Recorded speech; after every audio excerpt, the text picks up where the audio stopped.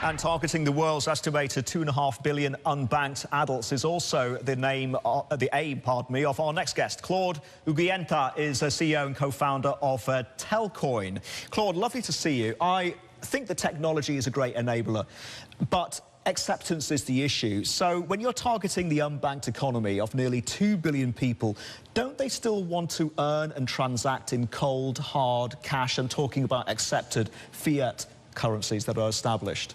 Well, this is a very interesting question, and it is normal that people, at the end of the day, want to use something that they can, well, spend, right? It's very important. It makes a lot of sense.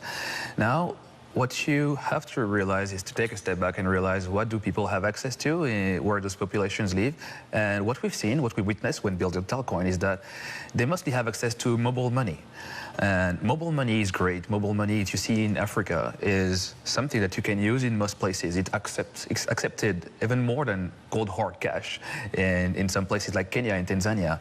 Now, mobile money doesn't have international features, and this is what Telcoin is bringing. Telcoin provides mobile money that is already existing and accepted everywhere with international features brought by cryptocurrencies and the delivery from telecom operators.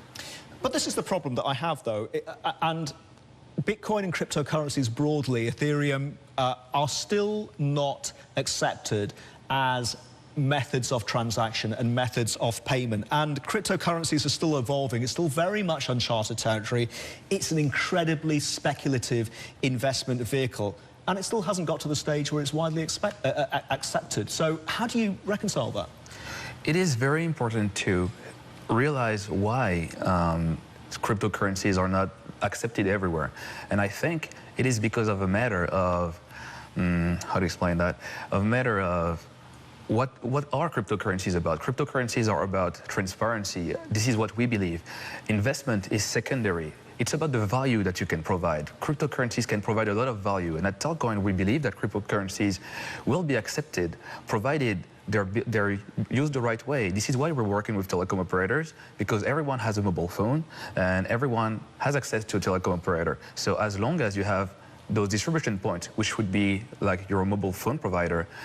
When you talk to people who are the unbanked economy, what do they say about Bitcoin and Ethereum? Do they trust it?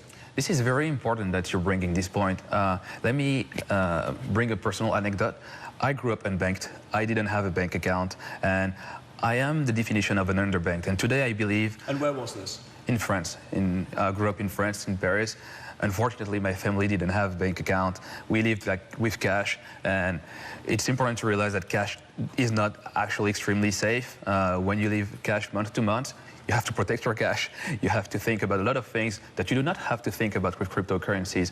So it's not about trusting Bitcoin or Ethereum. It's about trusting where you can hold your money. This is about trusting how you can receive money. And by partnering with mobile operators that you already trust, we're bringing these financial services from an organization that you already trust. So we believe that definitely people will trust Telcoin. It's about trusting your mobile operator, which you already trust, right? So this is where we're going. And our due diligence showed that it works.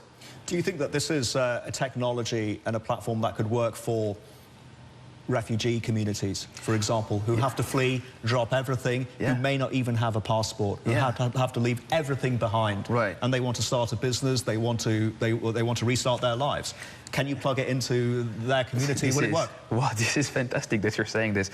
I don't know if you witnessed that during the Syrian refugee movement, there has been airdrops of cryptocurrencies to people. So actually, it has already been done. Now, the bigger issue is... Airdrops of cryptocurrencies. Right. Yeah, it's been very interesting. People gave the donations to refugees in crypto, and it was using an Ethereum fork. I can't go into technical details, but I think this is not the point. The point is that when people cannot believe in anything, when they have to leave everything behind, like you just said, what they keep is a mobile phone.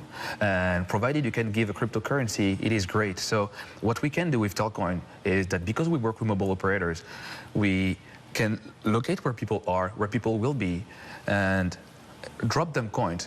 It is actually a pretty good mechanism for aid. We wrote a blog post about this, and we believe that our first discussions with Gates Foundation, for example, showed that Telcoin could be a force for good, definitely. We're bringing cryptocurrencies where it can be used the best, and refugee is a very strong case for us. We strongly believe in this. Talk to me about the partnerships that you have, because this will only work with the smartphone technology and the telco operators. So who have you got on board, Claude? So first, let me explain that it does not only work with smartphone technology, because if you want to talk about financial inclusion worldwide, you need to think about feature phones. So first, Telcoin will be first wallet agnostic, and it will work on feature phones. It's important to have a story that works on feature phones.